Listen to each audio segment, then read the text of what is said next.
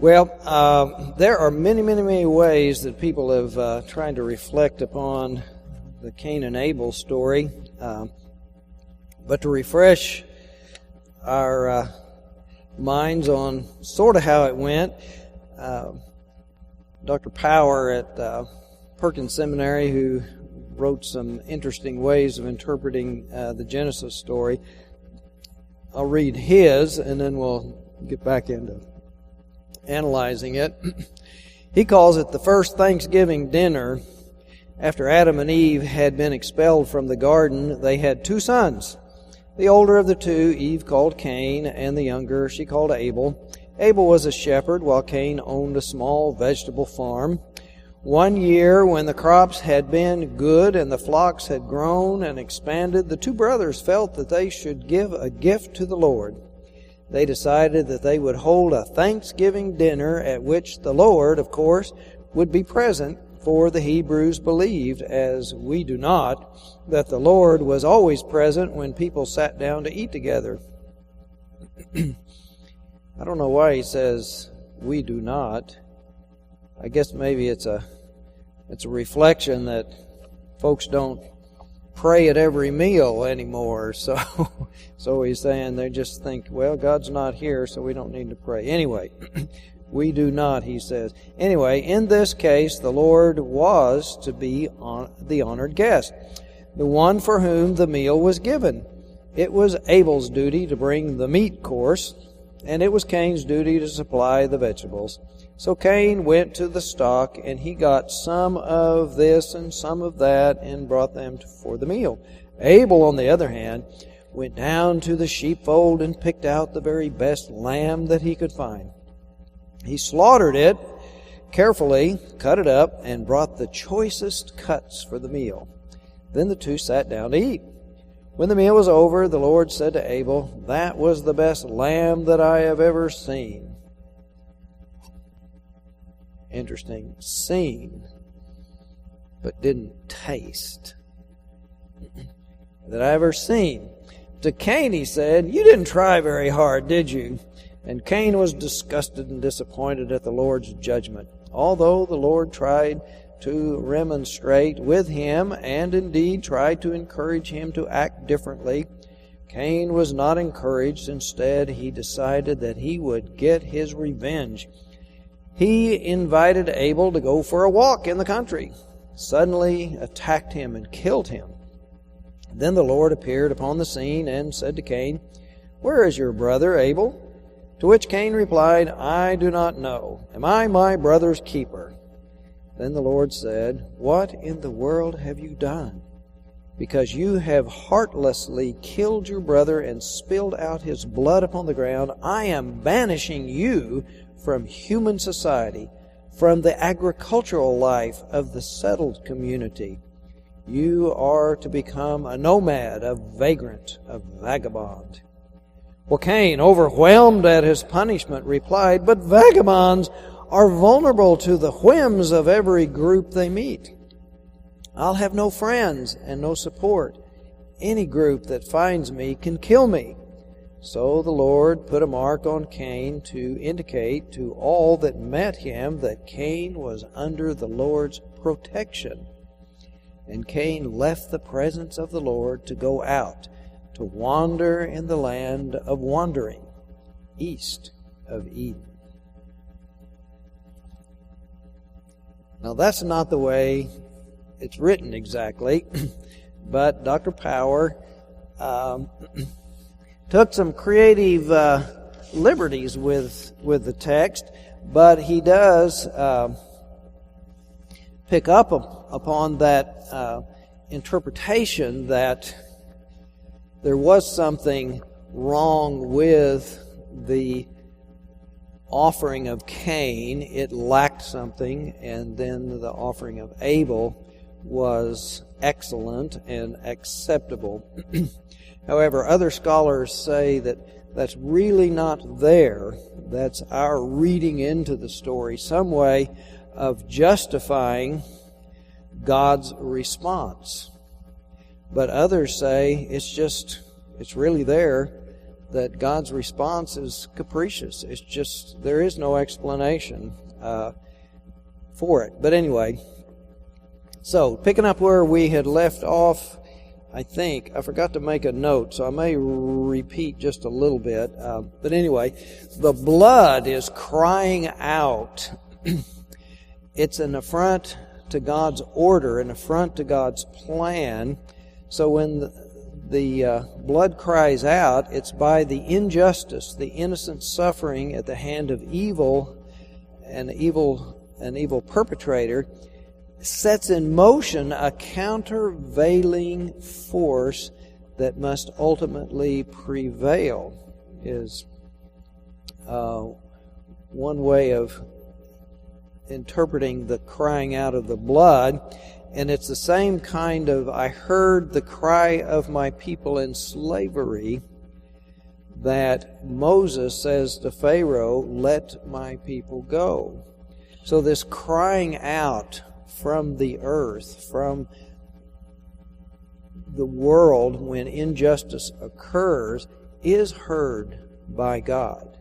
Now that's a powerful message that is repeated through the voice of the prophets, that injustice in the world, violence and suffering creates something that stirs God's heart, and God will respond in some way. So, in this, God is on the spot immediately after the homicide. We can't hide from God. Acts committed in secret, in the dark, are still seen by God or heard by God. Now, for the longest time, we've had this idea that our deeds are written down in some book in heaven. And at our death, at judgment, God reads the record. Anybody heard that expressed at different times? Well, I've got a different image. You know, David's doing this thing about tweeting the parables and stuff. If we look at our technology today, and, you know, we can burn things on CDs, and they can hold so many bits. If someone's got a video recorder of your life from the very beginning, catches you in the first lie, no, I didn't eat the cookies. I didn't steal my brother's quarters out of his piggy bank. All the things we've done, so that when we die and we go to heaven and we're at the pearly gates, as it goes, St. Peter says, before you come in, we have to sit down and let me put this thing in the video player, and we'll just see what your life was like.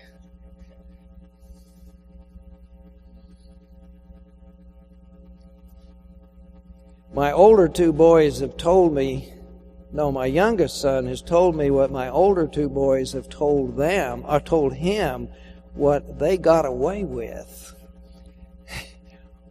when they were younger. Anyway, so there are a lot of things we're not proud of, and we don't want to be shown to the world. But anyway, this story is kind of reminding us that nothing is hidden from God.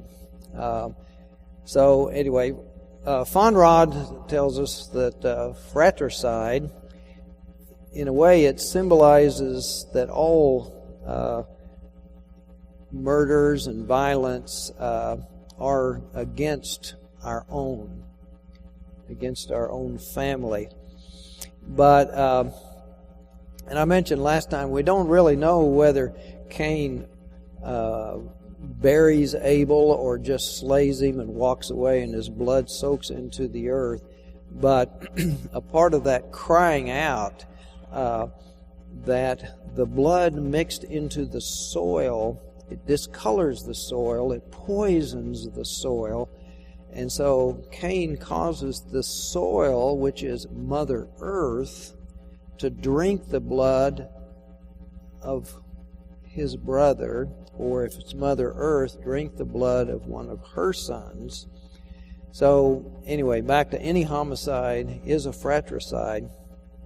And then this land of Nod, where Cain is sent off to, the word nad, which is in the Hebrew, likes to make these little connections with sound-alike words.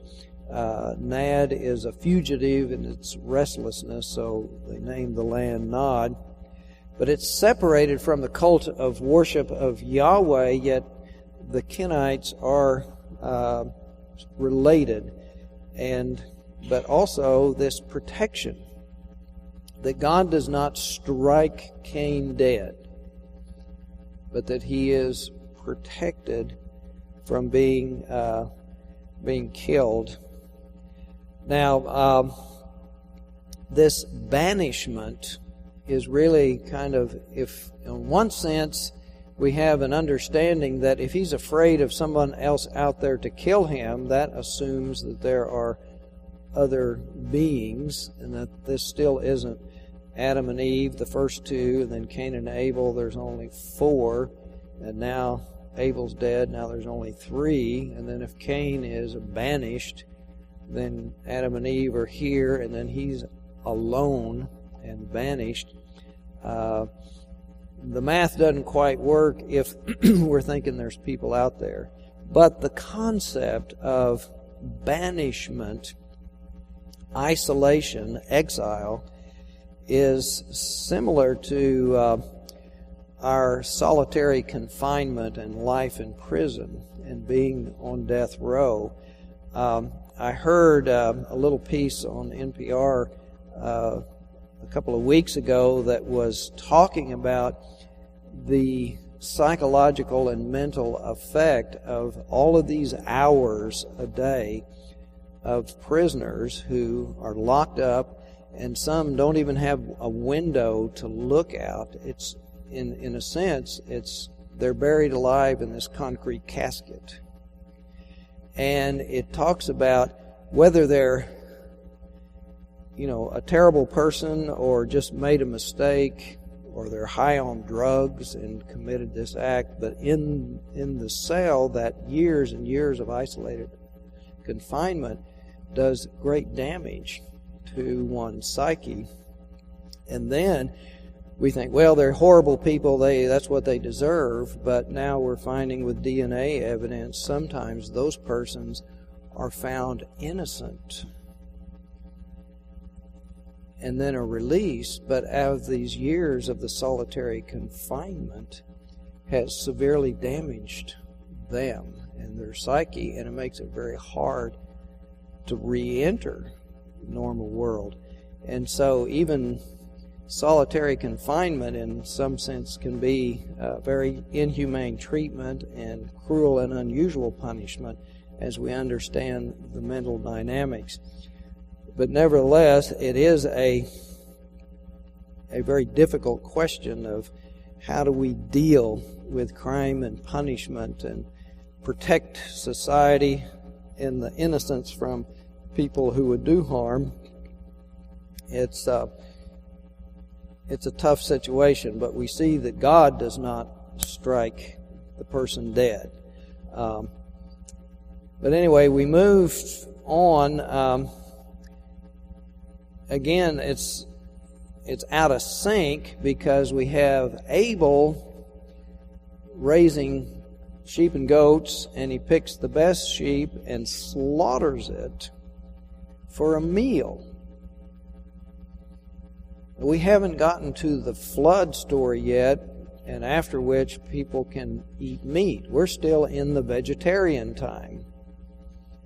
And so that part is a little out of sync. But we know that when these were written, all of that was being practiced, so the author is thinking the worship styles that they were experiencing at the time. In Bill Moyer's book, talking about Genesis, did any of y'all watch that series and read his book? No? Yes? No? Well, I had neither, but it's like so many things, I have these books on my shelf for future reference.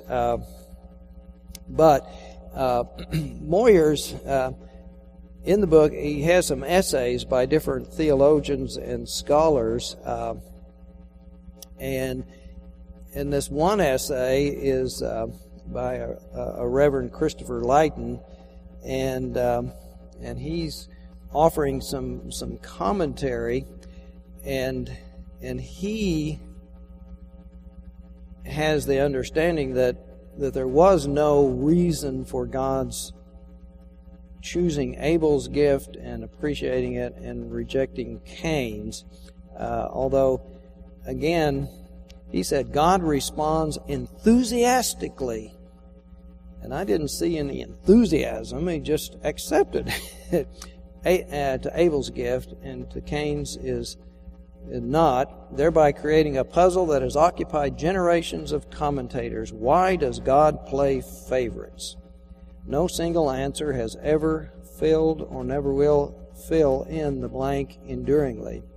And then he says, Klaus Westermann, a German scholar from University Heidelberg, notes that the blessing or its absence rests on the inscrutable will of the divine.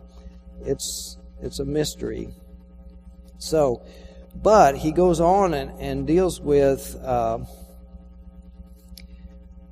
very important point that we need to understand from this story. He says the terrifying irony of the story resides in the fact that it is in the religious pursuit that the brothers become locked in a violent rivalry that produces winners and losers, perpetrators and victims, but not in the harmony and equity of the reader that the reader would yearn for. That the brothers would be brotherly love, they're worshiping together, and everything is going to be nice. I had a thought in dealing with this, and it raises a question that maybe there is the capriciousness of God's response in the story a way of telling us or keeping us always striving, so that we can never rest assuming that we've fulfilled all that's required for righteousness before God. Keep them guessing. Keep them guessing. In other words, we do have some folks who do have an understanding that they are saved and they need do no more. I've arrived. There's no going on to perfection. Justification by faith is enough. I am saved, and therefore it's a done deal. I don't have to worry about anything else. And so that's not our Methodist tradition or Roman Catholic tradition that does have elements of grace. We have the prevenient grace where, as David's sermon today was talking about, God is always seeking us, searching for us, even before we know we're lost. That preventing or prior grace, it's trying to stop us from going that direction and then turn us around. And the turning around is the justifying grace, where we convert or change our ways. But before that, something stops us so that then we can turn. But then once we turn, we're not supposed to stand there. We're supposed to move toward sanctifying grace. Are you going on toward perfection? Are you getting better? Do you get beyond heaping burning coals on their heads to just loving them in spite of themselves? So, anyway... But in that kind of time we have in our tradition, by faith and the grace of God you are saved. But we put the big emphasis on grace, but the actual, in some people's minds and thinking, that believing is an act. It's a mental act. And so they say, well, only saved by grace, not by works. But the mental act, it becomes a work for some, and then they rest on their works instead of trusting God's grace. Anyway, but in this story, we see that it's within the religious realm that conflict and strife and violence erupt. And we've got, in the Middle East, we've got that going on time and time again with our wars and violence. But this is an irony that it's within the religious pursuit. So producing winners and losers. But he goes on to say that the elevation of the younger son leads to the humiliation of the older son. And once established this pattern, it plays out in the other stories, Isaac and Ishmael, Jacob and Esau, Joseph and his brothers, and so forth. But then it goes on to generations of Jews and Christians, Christians and Muslims, Muslims and Jews. The story of Cain and Abel, like many biblical stories, has invited multiple readings, some problematic. At the conclusion of the 4th century, for example, in Book 12 of the Reply to Faustus, Augustine develops an allegorical reading in which Cain is identified with the Jews and Abel serves as a prefiguration of Christ. Abel, the younger brother, is killed by the elder brother, Christ. The head of the younger people is killed by the elder people, the Jews. Augustine reasons that just as Cain feigned ignorance when questioned by God, so the Jews practiced deceit in their refusal of Christ. And just as Abel's blood cries out for justice, so the Jews stand accused both for the death of Christ and their failure to heed the voice of God in their own sacred scriptures. The church admits and avows the Jewish people to be cursed, quote Augustine. At the same time, he concludes that Cain is not punished with death, and the Jews should not also live protected, but the Jews should also live protected under the mark of Cain, albeit in a degraded condition as witnesses to the truth. According to this view, which remained axiomatic for the church until our own time, the blot of Cain could be removed only by their conversion to Christianity. Although the mark of Cain was originally bestowed as a sign of God's protective mercy, over the course of time its meaning was inverted and interpreted as a curse. In 1215, under the leadership of Pope Innocent III, the Fourth Lateran Council promulgated legislation requiring Jews to wear distinctive clothes and badges that would separate them from the Christian populace.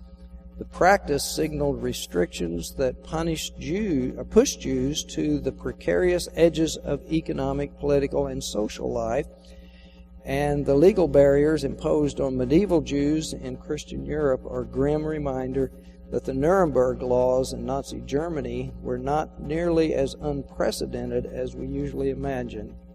The badge of Cain, stitched simultaneously into clothing and into canonical law in 1215, enshrined prejudices that remain with us to this day, but the seeds were sown long before the teachings of the Church Fathers, most notably Augustine. So, anyway, we have that early twisting of the story that has led to so much of the anti-Semitism within our culture. Now, we move into another aspect of looking at this. We have a development of culture that's a part of this story of Cain. Remember Adam was supposed to till the Garden of Eden, and then as the consequence of eating of the fruit of the tree of knowledge of good and evil, then he had to suffer the consequences and be banned from the garden, and then he was going to continue in agriculture, but he'd have to work hard. So he is a farmer. He's working in agriculture. And so often children and the firstborn will follow in father's footsteps, and the whole custom of primogeniture is going to inherit the property and the land. And as Muzan used to say, the reason for that is that then the older son had to take care of the elders in their old age, and as they lost their strength, and so needed the resources. So anyway, so Cain seems to be following in that. It's just kind of the assumption that could be made that that's why he's doing that. Well, we know that second children and third, since they, in the primogeniture system, don't get that slot, don't get that inheritance, and so they often have to go out and make their own way in some different way. And in the medieval times, if you were not inheriting the title and the land, then you went into the army, and so you made a name for yourself, and sometimes could rise to political power or into the church and find your way of owning vast lands that the church owned. You administered that as the bishop, and often became more powerful than others because the church had great holdings in the Middle Ages. But anyway, Abel, we would assume, was the younger son, had to find a different course in life, so he took up shepherding and domesticating animals in order to have flocks. Because, again, this is at the very beginning. We don't have culture developing, so we have these things happening. Then when Cain is banished, he cannot work the soil. He has to do something else. The soil will not produce for him anymore. So he moves into a city, and we have like the beginning of cities and urban life and metallurgy where he's doing that. So a little bit of this story is the etiology of how did things begin, and so we get a little bit of that it was either borrowed from the original story or just kind of worked its way in, of answering those questions of how did things get right. Now, in that is also a judgment that city life then becomes the big corrupt and evil dwelling of Israel's enemies, the Pharaoh in Egypt and the Babylonians. This culture in the city is not the ideal, and in a sense is not God's ideal. And then again, as I said, with the development of agriculture, there was a problem of the domination of males over females and the property, and then the wars of people trying to steal each other's food and so forth. Anyway, all of that is kind of undercurrent in the story that could be read into it or read out of it in the history of religion and the history of human beings and our cultural development. Now, there's a lesson in giving that's in here. How shall we give? Well, in here, if it's truly a gift, one should not expect anything in return, not even gratitude. To be able to give should be enough. Otherwise, the giving might be trying to buy something with the gift. And Rosenblatt, and I'll read some of her reflections, the psychologist asked, was Cain truly offering God thanks or just fishing for approval?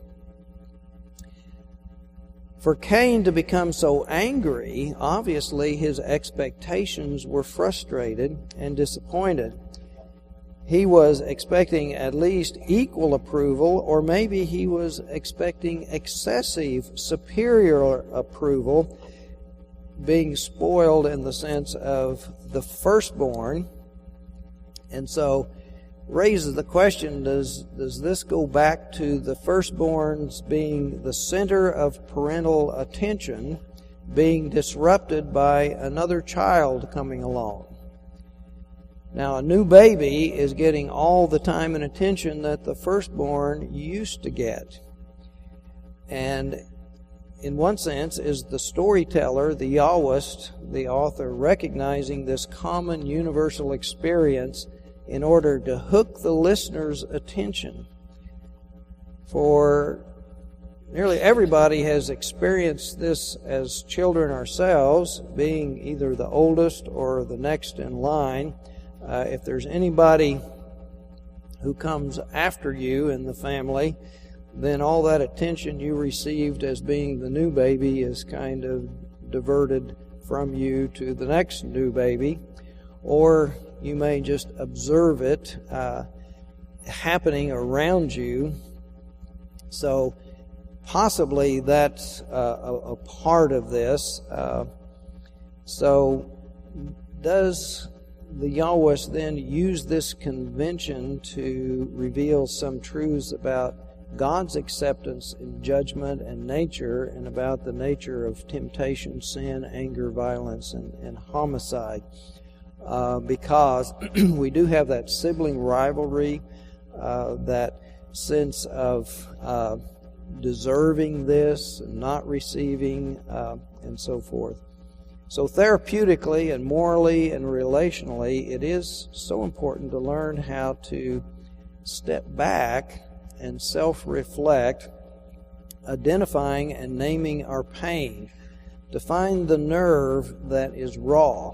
So when we got in the story, Cain is upset and angry, God intervenes and starts talking to him to try to get him to step back and think about this.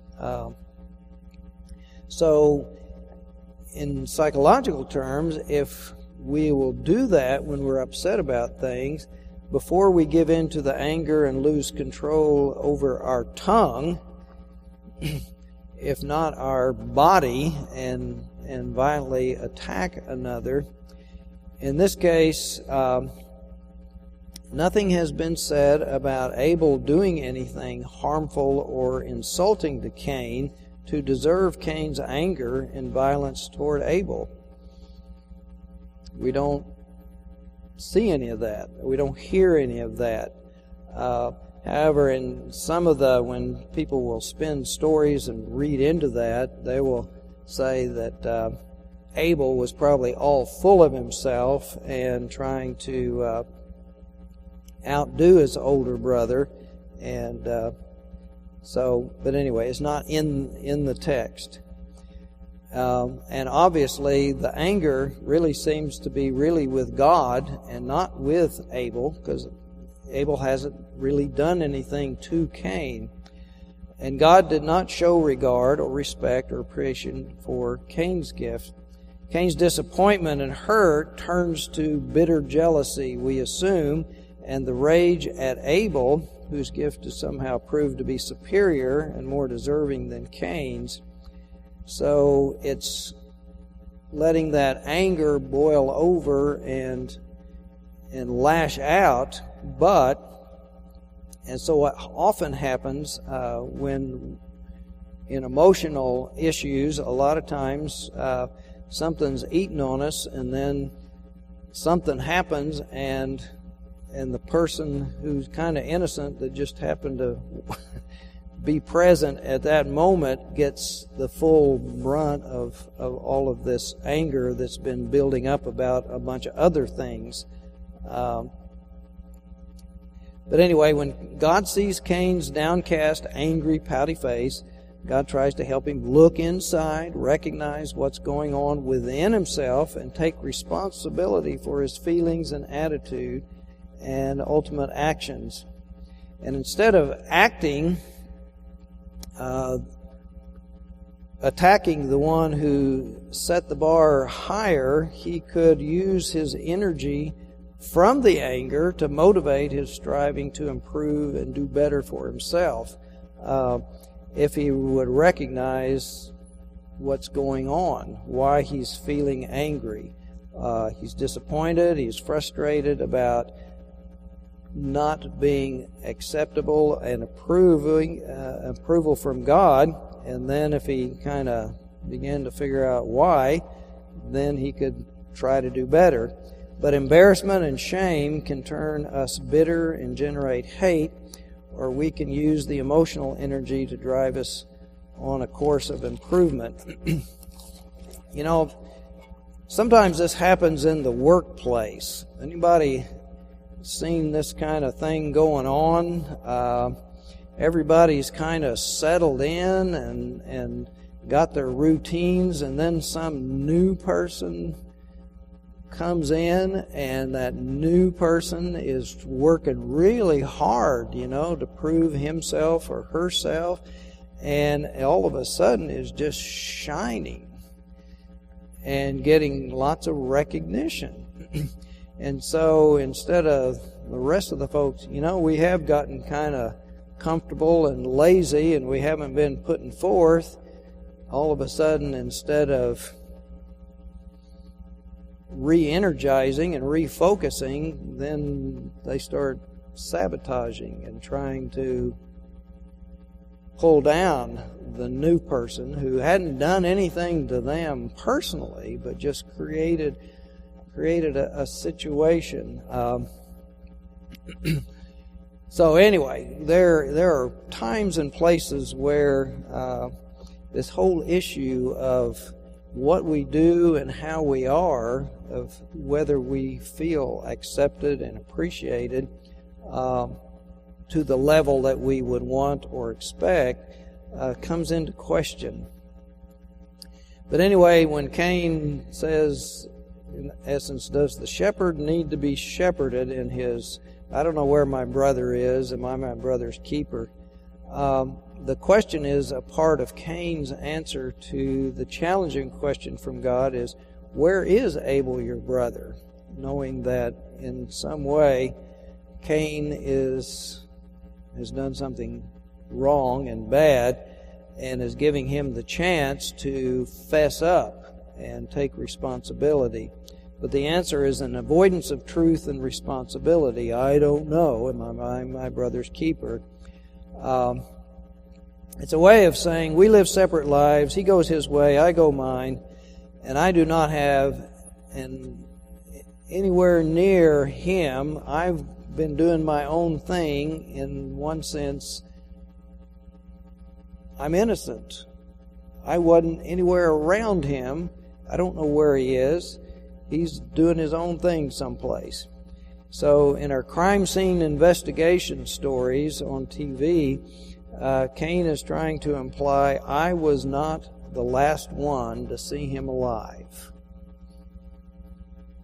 Someone else must have.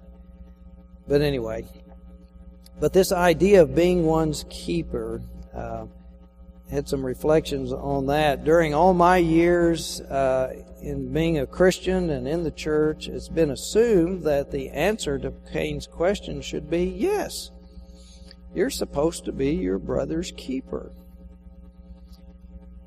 Which means you are responsible for him. You should look out for him and his welfare, and therefore you should not be the one who harms him, much less kills him, but you should be his keeper, his protector, his to watch out after him. However, of late, the idea of keeper has taken on the meaning of a paternalism, a control and a limiting force on another's autonomy and self-expression.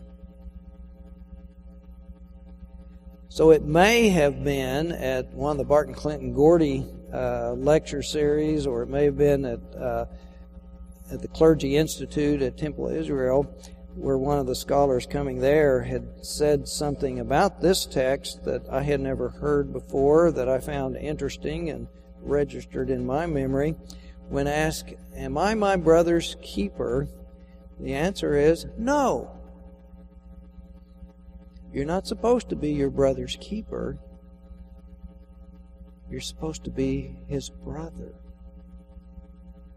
Be a brother to him. Now, I learned the hard way. Anyway, we finally got it resolved when a few years ago had a good heart-to-heart. I've got a younger brother, 3 years younger than I. My dad was a general contractor and worked really hard. Whenever there was issues with the weather, like if you had to pour concrete and it was going to freeze, or you're pouring concrete to have a driveway or a parking lot, and a big thunderstorm is coming, you have to, be real careful about managing that.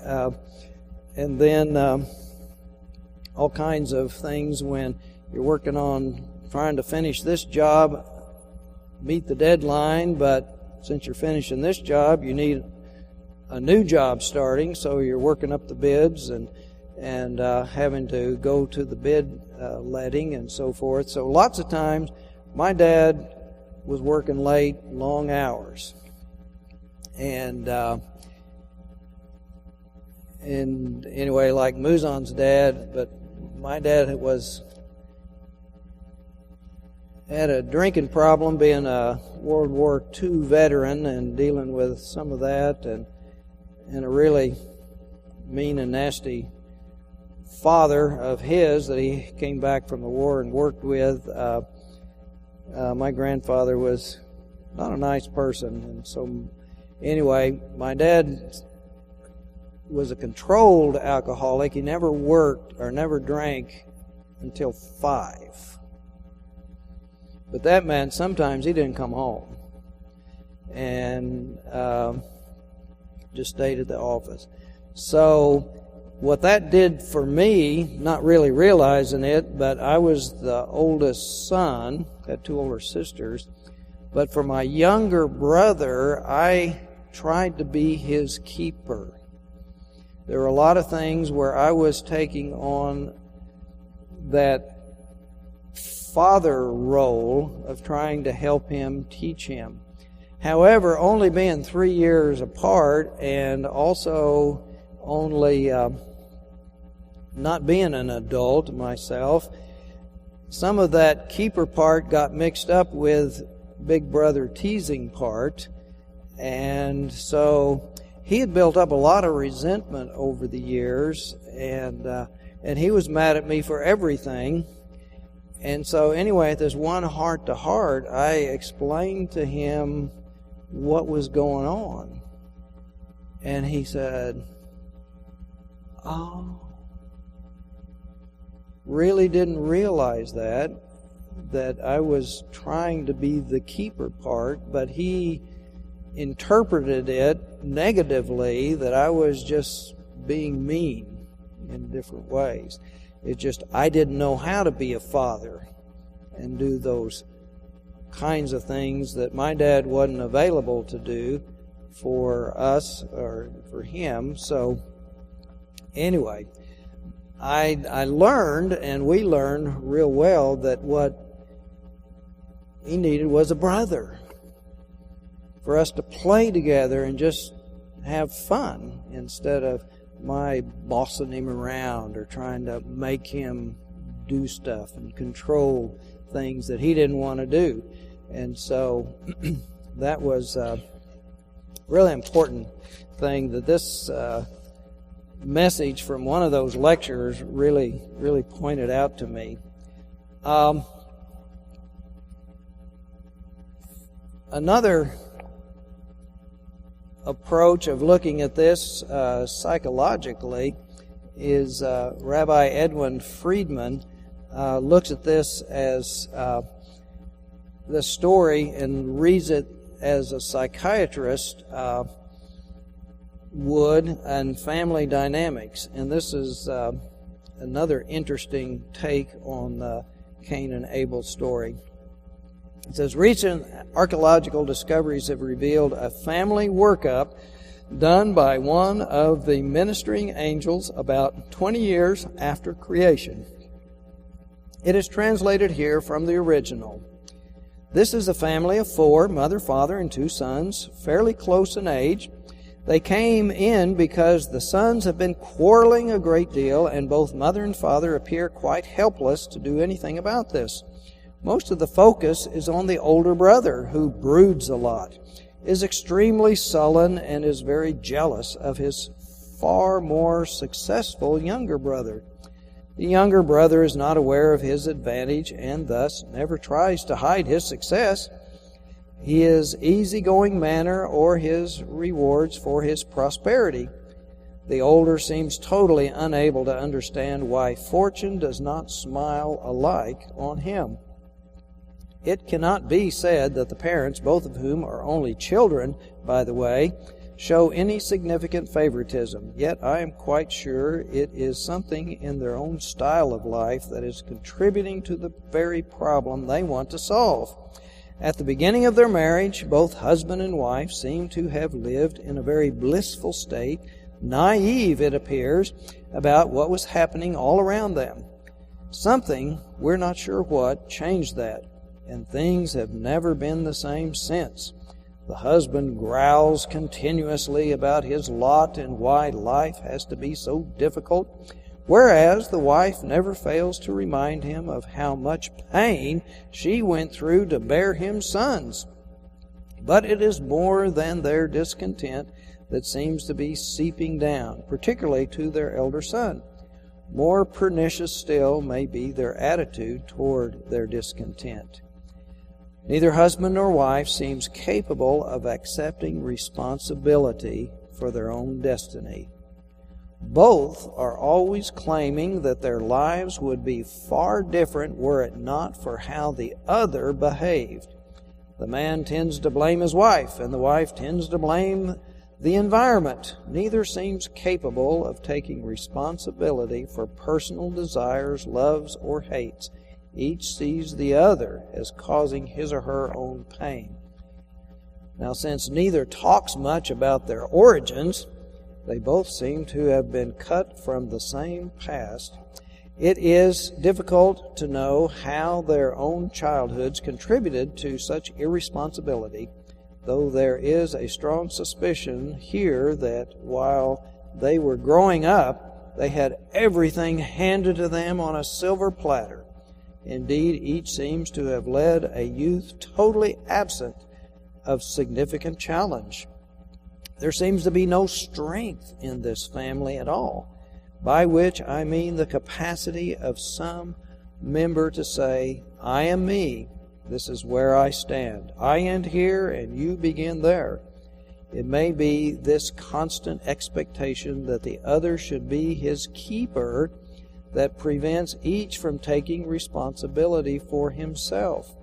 As long as this attitude persists in the parents, we can hardly expect the boys to act more pleasantly toward each other, still less, at times, to be watchful over the other.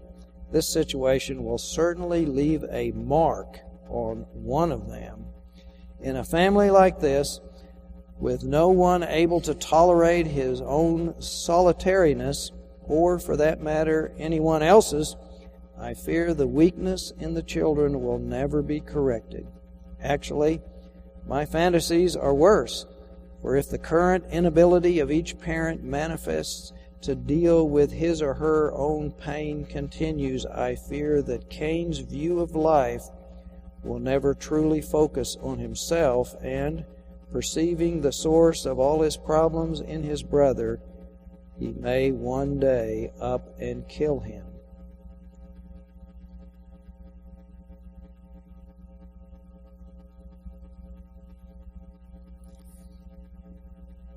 Rabbi Friedman has written several books. One of them is a really excellent book, Generation to Generation, Family Process in Church and Synagogue. And then Friedman's Fables, from which Raising Cain was excerpted. He's very clever rabbi. Well, we've got 5 minutes left. Any questions or issues or comments?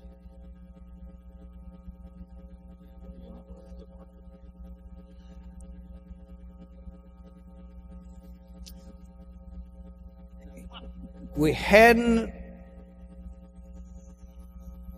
invented photography yet, and whatever sketches that it just deteriorated. I don't know. It's just speculation. It's just a way. I think it's just again a literary thing of saying that God was going to protect him. It's sort of like Adam and Eve being expelled from the garden, but then God made them clothes. Well, what kind of clothes? Levi's or skins or woven fabric. We don't know. It just, the important part is not so much what the mark looked like, but just the fact that he was protected and God's care was still looking out for him.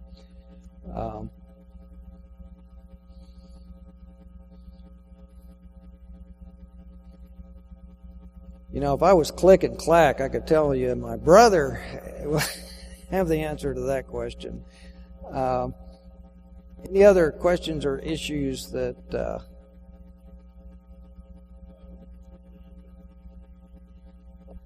This one is Bill Moyer's book talking about Genesis. He had done a public PBS series on this, and out of which this book was published, and but that actual story was from Friedman's book.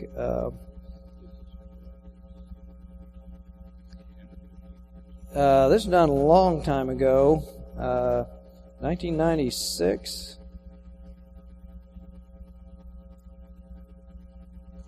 Raising Cain was from Friedman's Fables, and that was printed in 1990. This is a Doubleday. It may be. There's all kinds of things online now. You might be able to find it there. Got some interesting things in Walter Brueggemann. A lot of his other commentary didn't have much to add or say much, but he really gets into this account, and he lifts up something that I found interesting, and that was that the fact that God tells Cain, if you do well, you will be acceptable, and if you do not, he makes the point that shows evidence that our idea of the fall, by eating the fruit and passing on the fallen nature, sinful nature, through procreation, the fact that Cain still has the opportunity, the freedom to not fall into sin, means that the fall, as Christianity is kind of read into the story, did not happen. It was not passed down yet. Cain still had the freedom and the opportunity to not be sinful. He failed the test, but he still had the freedom not to. And Abel, he doesn't mention Abel there, but by the same token, Abel dies pure. There's no story of his sinfulness or fallenness. He was acceptable, doing things right. He was just murdered, which was not God's will or God's punishment on him. He was an innocent victim. So, anyway, that deeply religious Christian person is raising a question about the Christian tradition of calling eating the forbidden fruit the fall and passed on. I mean, Augustine makes a lot of wonderful insights helpful, but then he's got some dumb ones that have messed us up, like the Semitism and the fall and so forth. Anyway, our time is up, and I'm not sure what I'm going to have to study this. There's so much on this aspect. You want me to find some more things, or are you tired of it and we need to move on? Move on? We're tired of this violence and death, and okay. I will leave you hungering instead of exhausting it. We will move on then. Okay, let us pray.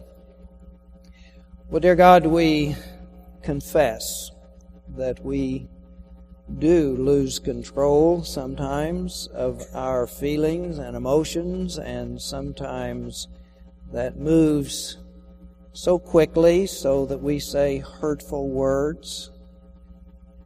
We pray that you will help us follow your guidance and learn to step back and examine our hearts and our minds and understand why